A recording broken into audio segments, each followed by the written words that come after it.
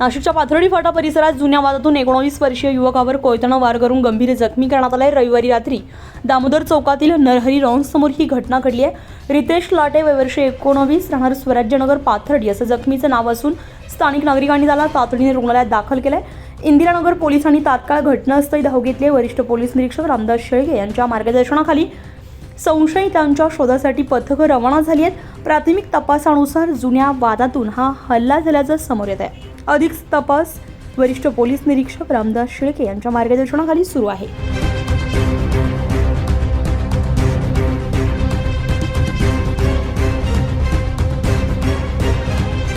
News पोलखोलसाठी Nasir Pathan, Nashik.